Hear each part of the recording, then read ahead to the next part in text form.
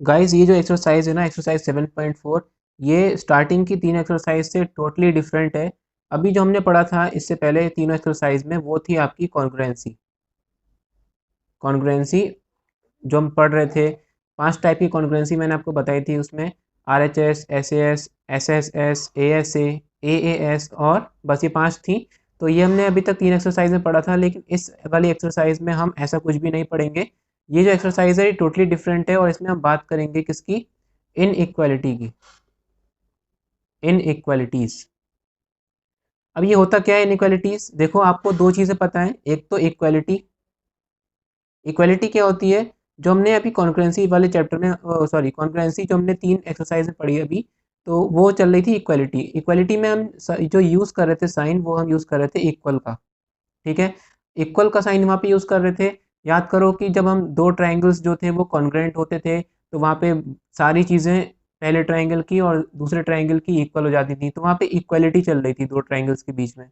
लेकिन इस वाली एक्सरसाइज में क्या है? इनइक्वालिटी है। इनइक्वालिटी का मीन्स क्या है कि इनइक्वालिटी में ये इक्वल का साइन जो होता है वो यूज़ नहीं होता।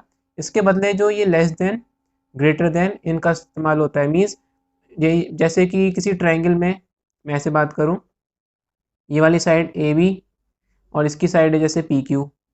तो जैसे ए बी जो है वो पी क्यू से बड़ी है या बी क्यू से छोटी है, तो ये सब चीज़ें यहाँ पे चलेंगी।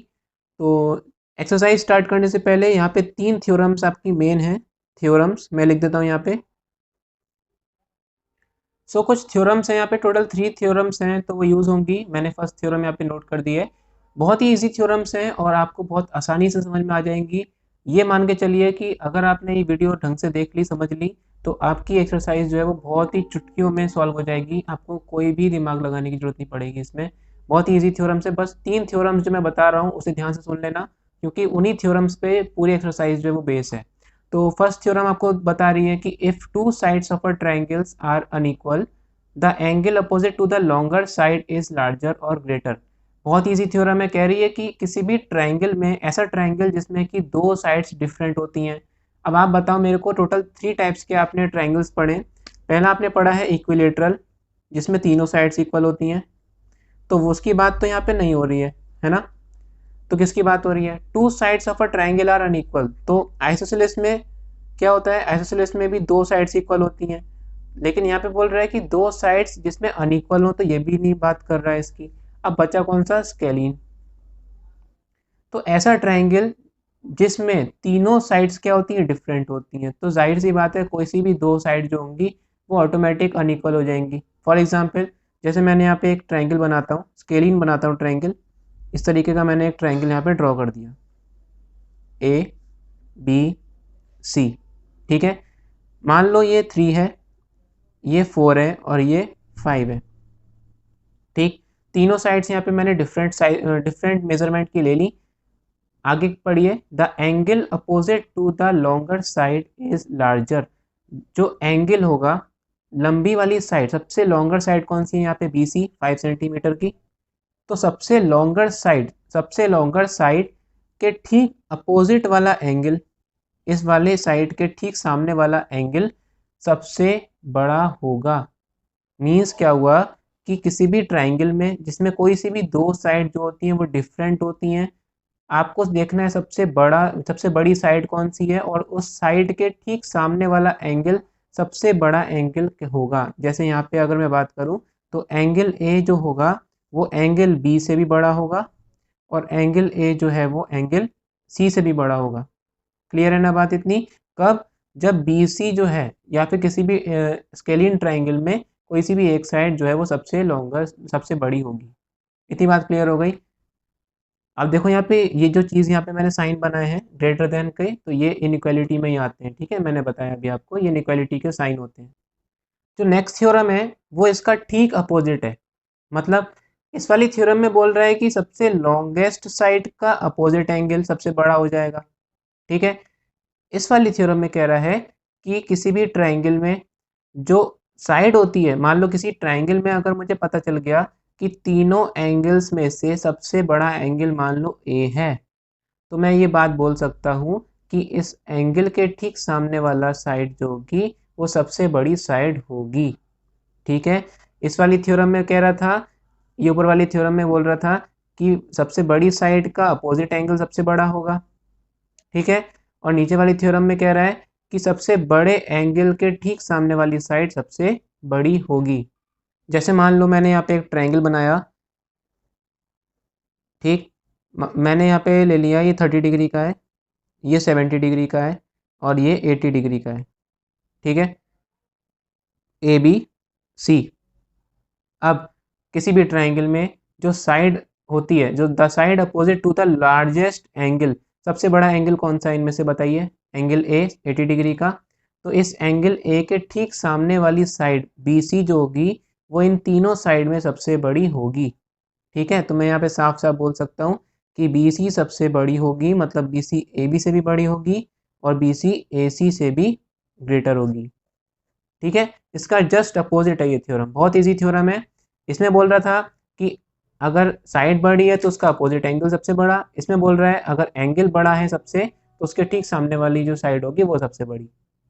जो थर्ड थ्योरम है वो थोड़ी सी डिफरेंट है। अब इसमें क्या कह रहा है कि the sum of the two sides of a triangle is greater than the third side, मतलब कि किसी भी ट्राइंगल में कोई सी भी दो साइड्स का सम तीसरी साइड से हमेशा बड़ा होता है।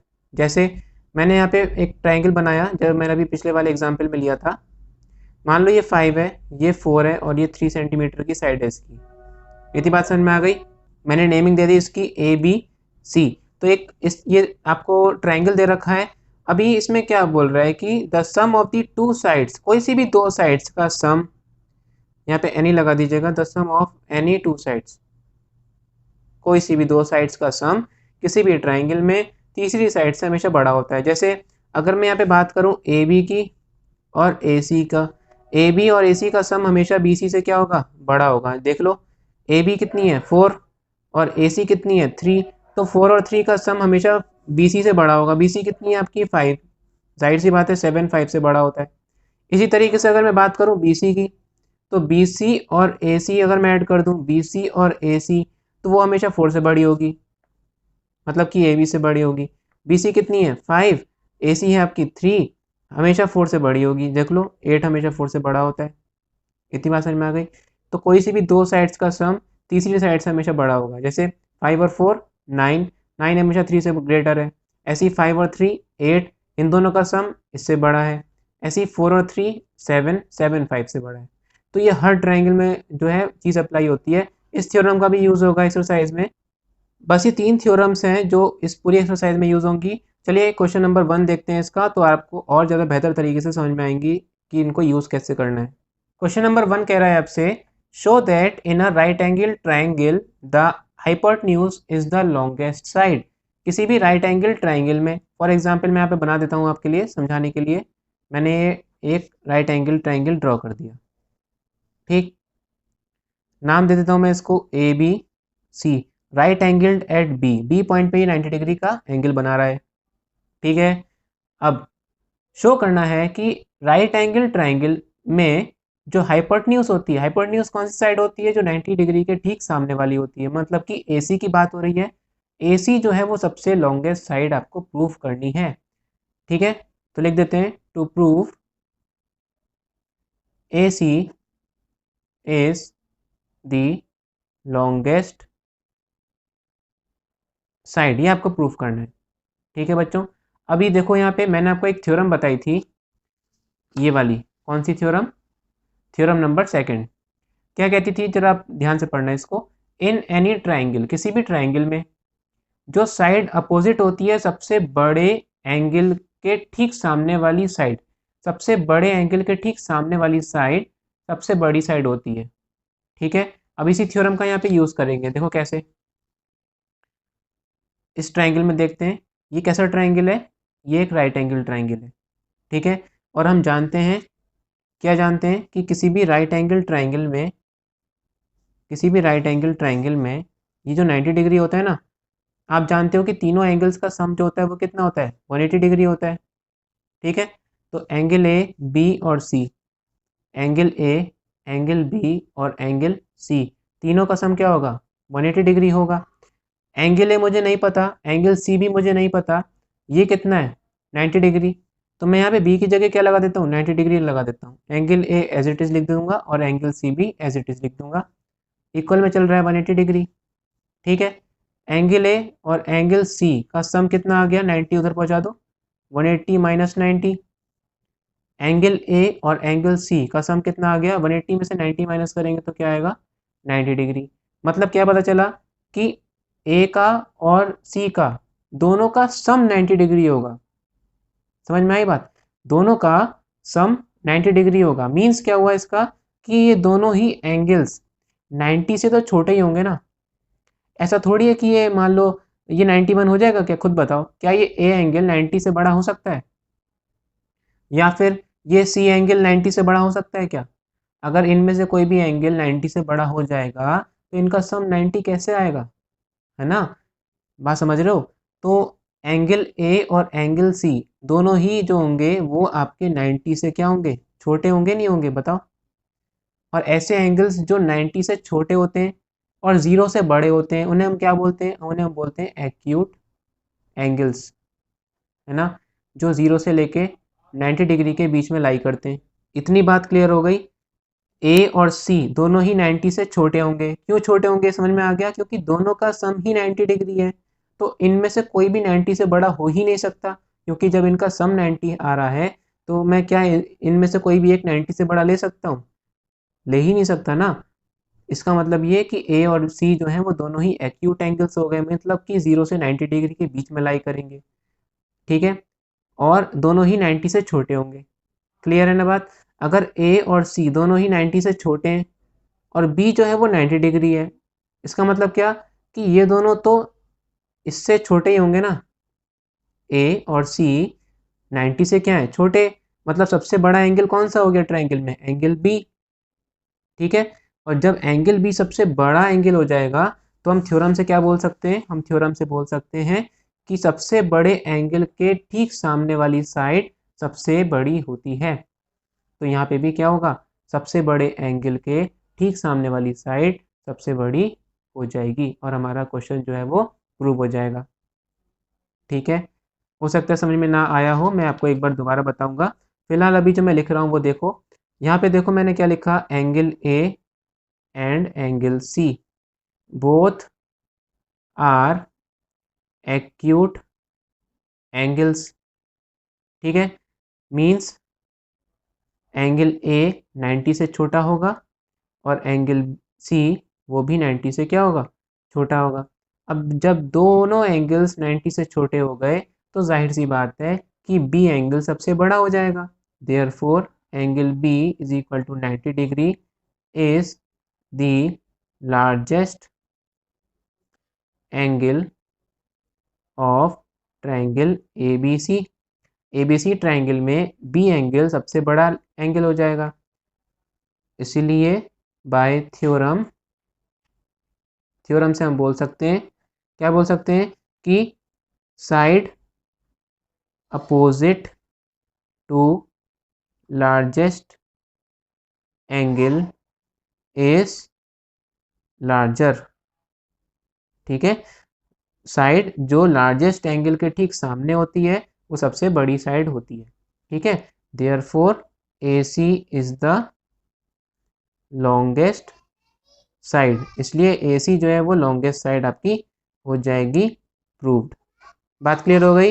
मैं एक बार फिर से समझा देता हूँ इस क्वेश्चन को, हो सकता है कई बच्चों के समझ में ना आया हो। देखो हमें क्वेश्चन में प्रूफ करना है कि जो हाइपोटेन्यूज है वो सबसे लॉन्गेस्ट साइड होगी।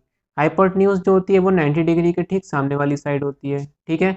तो एक तरीके से हमें प्रूफ कर देना है कि ए बी जो एंगल है ना वो सबसे बड़ा एंगल है। अगर बी सबसे बड़ा एंगल होगा ना तो थ्योरम से हम बोल सकते हैं कि सबसे बड़े एंगल के ठीक सामने वाली साइड सबसे बड़ी हो जाएगी।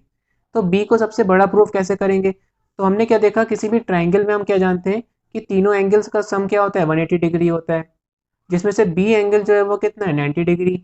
तो इस यहाँ से ए और सी का सम मुझे क्या पता चला, 90 डिग्री पता चल गया, ठीक है। ए और सी का सम मुझे क्या पता चल गया, 90 डिग्री। अब जब दो एंगल्स का सम 90 डिग्री है, अब देखो ऐसे समझो, मान लो मैंने ए एक्स और वाई इनका सम 10 है, ठीक है, इनका सम 10 है। तो आप खुद बताओ क्या x जो है वो 10 से बड़ी हो सकती है, अगर मैं x को 11 लिख दूँ तो y कितना होगा बताओ, खुद बताओ चलो। क्या 11 में क्या जोड़ूं कि 10 आ जाए? माइनस का तो मैं ले ही नहीं सकता ना, क्योंकि एंगल तो माइनस का होता ही नहीं है। समझ में आई बात? x जो होगा वो 10 से छोटा होगा। x 9 हो सकता है तो y 1 हो जाएगा, x 8 हो सकता है तो y 7 ओ सॉरी y 2 हो जाएगा, x 7 होगा तो y 3 हो जाएगा, ठीक है। x 10 होगा तो y 0 हो जाएगा। 10 से बड़ा तो नहीं हो सकता ना। बात क्लियर है? तो इसीलिए यहाँ पे एंगल ए और सी 90 तो नहीं हो सकते ना, 90 से बड़े तो हो ही नहीं सकते, 90 से छोटे ही होंगे। और ऐसे एंगल्स जो 90 से छोटे होते हैं उन्हें हम क्या बोलते हैं? एक्यूट एंगल्स बोलते हैं।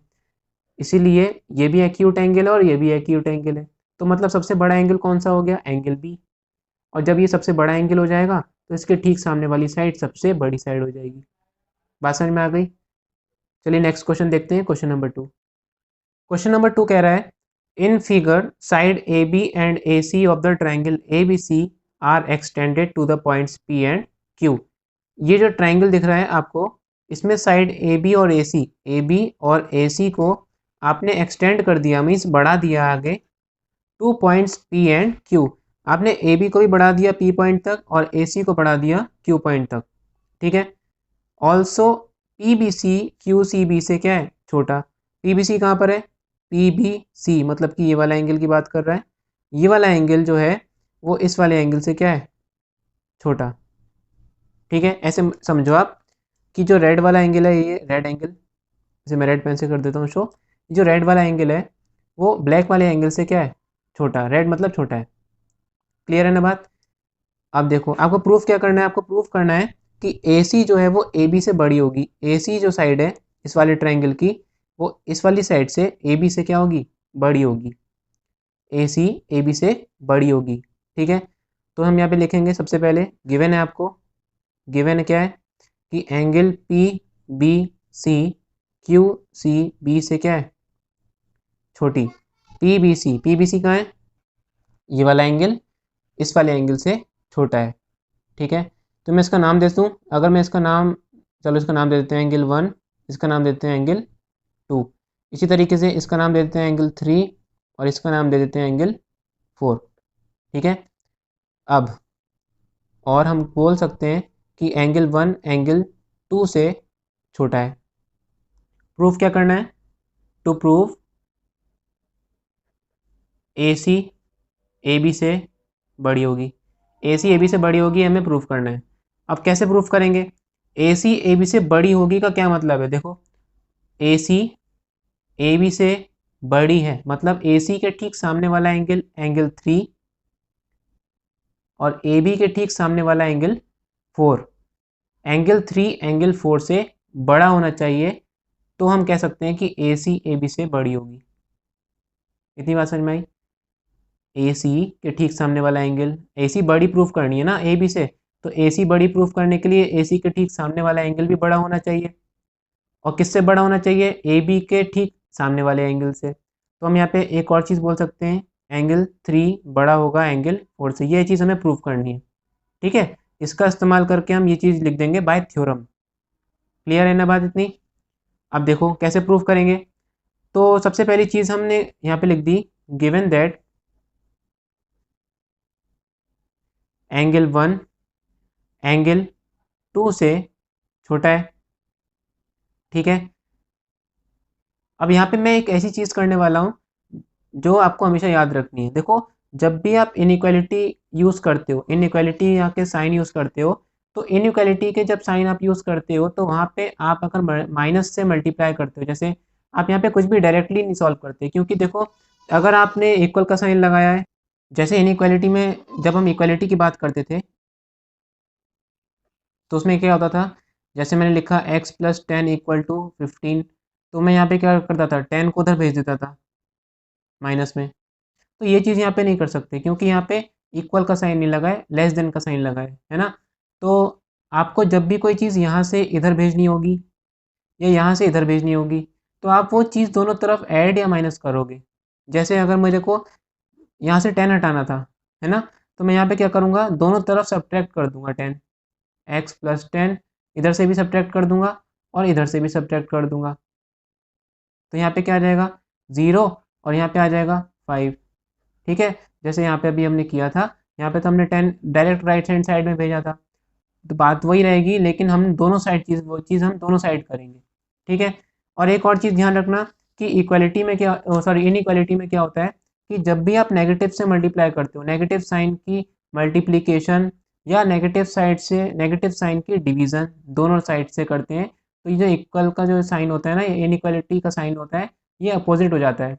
मीन्स क्या कि अगर आप जैसे लिखा मैंने कि 2 लेस देन 3, 2 3 से छोटा होता है, सबको पता है। अगर मैं यहाँ पे मल्टीप्लाई कर दूँ -1 से, तो क्या होगा, इधर मल्टीप्लाई करूँगा तो ये आ जाएगा 2 इंटू -1, और इधर मल्टीप्लाई करूँगा तो ये आ जाएगा 3 इंटू -1। ठीक है, सॉल्व करूँगा इसको तो आएगा -2, और यहाँ पे सॉल्व करूँगा तो -3। अब आप मुझे खुद सोच के बताओ कि क्या मैं यहाँ पे लेस देन का साइन लगाऊँ या ग्रेटर देन का साइन लगाऊँ। -2 जो होता है वो -3 से बड़ा होता है या छोटा होता है? छोटा तो नहीं होता ना, तो ये वाला साइन तो आएगा नहीं। कौन सा साइन आएगा? ग्रेटर का साइन आएगा। तो आपने देखा एक चीज़ कि जब भी आप नेगेटिव के साइन से क्या करते हैं, मल्टीप्लाई करते हैं या फिर डिवाइड करेंगे, तो उस केस में जो साइन होता है ना, ये वाला, ये अपोजिट हो जाता है। ठीक है, इसी तरीके से यहाँ पे भी हमें क्या करना है, हमें ध्यान से देखना, एंगल 1 और एंगल 2 मैं क्या करूँगा, मल्टीप्लाई कर देता हूँ, -1 बोथ साइड्स। अभी आपको समझ में नहीं आएगा कि मैं ऐसा क्यों कर रहा हूँ, लेकिन जब रिजल्ट निकलेगा इसका तो आपको सारी चीज़ें क्लियर हो जाएंगी। देखो, -1 से मल्टीप्लाई करूँगा तो एंगल 1 की -1 से करूँगा और एंगल 2 की भी -1 से करूँगा, तो बीच का साइन क्या हो जाएगा, अपोजिट हो जाएगा। यहाँ पे आ गया माइनस का एंगल 1 और ग्रेटर होगा माइनस के एंगल 2 से। ठीक है, अब मैं क्या करूँ, adding 180 both side, 180 degree both sides. अब मैंने क्या करा, 180 डिग्री दोनों साइड्स में ऐड कर दिया। ऐड करूँगा तो क्या आएगा, जल्दी से बताओ। 180 डिग्री ऐड करूँगा यहाँ पे, तो यहाँ पे क्या हो जाएगा, 180 माइनस एंगल 1, और यहाँ पे हो जाएगा ग्रेटर देन 180 माइनस एंगल 2। इतनी बात समझ में आ गई। मैंने यहाँ पे 180 ऐड कर दिया और यहाँ पे भी 180 ऐड कर दिया, 180 प्लस का 180 प्लस का, माइनस का एंगल 1 यहाँ पे भी है, माइनस का एंगल 2 यहाँ पे भी है, ग्रेटर देन का साइन बीच में। ठीक, अब फिगर में देख के आप बताइए मुझे कि 180 में से एंगल 1 माइनस कर दूंगा तो मुझे क्या मिलेगा। यहाँ देखो, ये पूरा एंगल कितना है, 180 डिग्री, यहाँ से लेके यहाँ तक। ठीक है, एंगल 1 और एंगल 3 का सम 180 डिग्री है, तो एंगल 1 और एंगल 3 का सम 180 डिग्री है। और अगर मैं इस 180 डिग्री में से एंगल 1 को हटा दूँ, इस पूरे में से एंगल 1 को हटा दूँ तो क्या बचेगा, एंगल 3 बचेगा। ऐसे समझो आप, जैसे ये जो लाइन बनी है ना इस तरीके से, ये जो लाइन बनी है इस तरीके से, और ये जो लाइन गई है, ये पूरा एंगल कितना है, 180 डिग्री है कि नहीं, जिसमें से ये 3 है और ये 1 है। ठीक, तो इस पूरे में से अगर मैं इतना सा पार्ट निकाल दूं, 180 डिग्री में से एंगल 1 हटा दूं, तो क्या बचेगा, एंगल 3 बचेगा, नहीं बचेगा। तो यहाँ पे मैं क्या लिख सकता हूँ, एंगल 3 लिख सकता हूँ, ग्रेटर देन 180 में से। इसी तरीके से आप 180 में से इस पूरे में से एंगल 2 हटा देंगे, एंगल 2 हटा देंगे तो क्या बचेगा, एंगल 4 बचेगा। तो यहाँ पे मैं लिख दूंगा एंगल 4। इतनी बात समझ में आ गई। मैंने सबसे पहले क्या करा, एंगल 1 जो है वो एंगल 2 से छोटा है, मुझे पता है। फिर मैंने देखा कि अगर मैं इस 180 में से ये एंगल 1 हटा दूँ तो मुझे एंगल 3 मिल जाएगा। इसी तरीके से इस 180 में से एंगल 2 हटा दूँ तो एंगल 4 मिल जाएगा। इसके लिए मुझे 180 माइनस एंगल 1 चाहिए था, तो सबसे पहले माइनस का साइन चाहिए मुझे, तो माइनस से मल्टीप्लाई कर दी, जिससे क्या हुआ, साइन भी अपोजिट हो गया। उसके बाद मैंने 180 से दोनों तरफ एडिशन कर दी, तो यहाँ पे आ गया 180 माइनस एंगल 1 और यहाँ पे आ गया 180 माइनस एंगल 2। फिगर में देखेंगे अगर हम, तो 180 माइनस एंगल 1 जो होता है वो एंगल 3 होता है, और 180 में से एंगल 2 माइनस कर देंगे तो एंगल 4 आएगा। एंगल 3 जो है वो एंगल 4 से बड़ा है, एंगल 3 एंगल 4 से ग्रेटर है। तो एंगल 3 जब 4 से बड़ा होगा तो 3 के जस्ट सामने वाली साइड ए सी भी 4 के जस्ट साइड सामने वाली साइड ए बी से भी क्या होगी, बड़ी होगी। तो हम यहाँ पे लिखेंगे फ्रॉम थ्योरम। आपने अभी थ्योरम पढ़ी थी कि ग्रेटर एंगल्स के ठीक सामने वाली साइड भी बड़ी होती है ना, तो जाहिर सी बात है जब 3 बड़ा है तो 3 के सामने वाली साइड भी बड़ी होगी। और 4 छोटा है तो 4 के सामने वाली साइड छोटी हो जाएगी। तो हम यहाँ पे साफ साफ लिख सकते हैं कि एंगल 3 एंगल 4 से बड़ा है, इसलिए हम थ्योरम से क्या कह रहे हैं कि 3 के जस्ट सामने वाली साइड AC बड़ी होगी 4 के जस्ट सामने वाली साइड AB से। ठीक है, ब्रैकेट में लिख देना angle side opposite to greater angle is greater. बात क्लियर हो गई। नेक्स्ट क्वेश्चन इसकी नेक्स्ट वीडियो में कराऊंगा मैं, काफ़ी लंबी वीडियो हो चुकी है पहले ही बहुत, तो इसकी प्रैक्टिस करिए। Thank you and have a nice day.